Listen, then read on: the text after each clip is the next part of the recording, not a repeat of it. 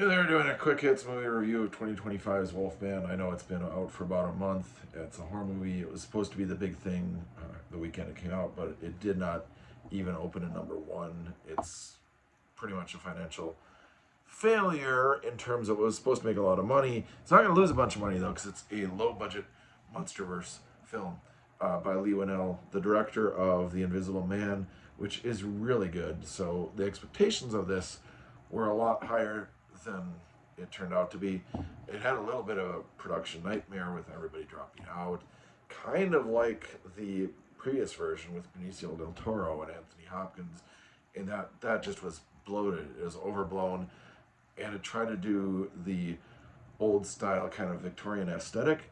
This movie at least tries for something different. So the plus sides, again, nice director.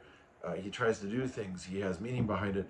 He even has a nice director voice cameo in this one. You can check that out. Two, it's a monster movie, and bringing these back, it's it's a good idea. It's just they have not been able to stick the landing on much of these. The Invisible Man being one of the big exceptions. That's a good one. Check it out. Three, this movie is trying to say something about domestic violence and passing it down from generation to generation.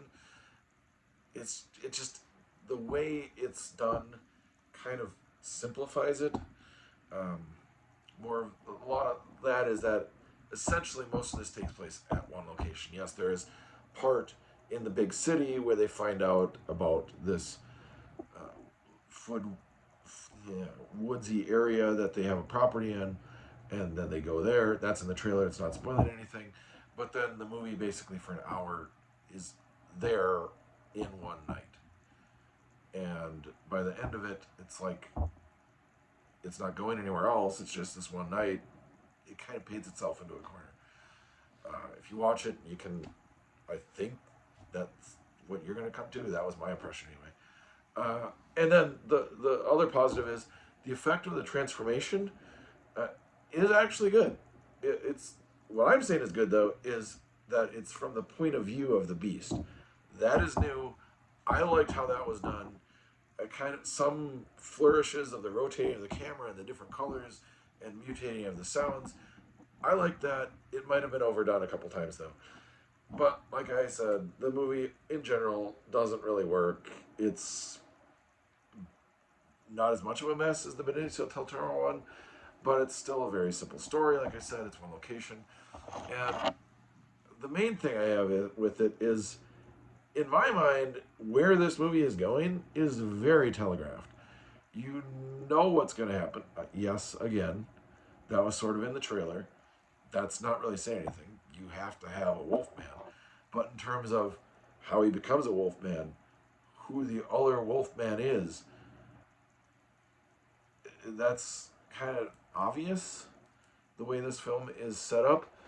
Um, and at the end, not spoiling anything, although it's been out for about a month, how does this movie really go? Like, if it was a success, how is there going to be a sequel?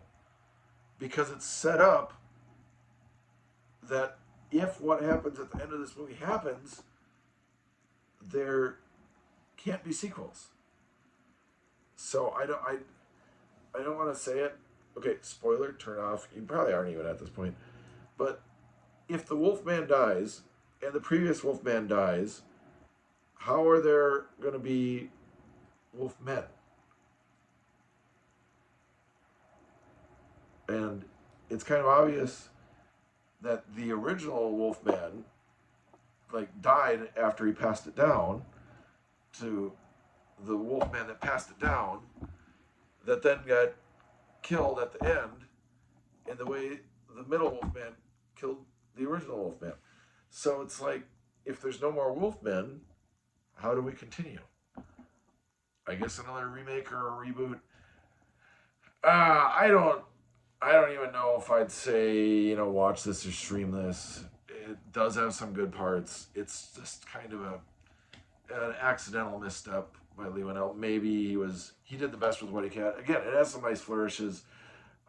That's it though. Wolfman 2025. I'd say skip it. Um, Hopefully the next one's better Or, just go watch The Invisible Man, because with quarantine, that left theaters earlier than it normally would have, and that's really good and has something to say. This one has something to say, but it kind of fumbles the ball, and by the end of the movie, it's like, I don't even know where the ball is anymore, because I don't know where it's going. I don't even know if this movie knew where it was going. Um, but that's it, Wolfman 2025. One of the top 10 movies in January 2025, but just barely.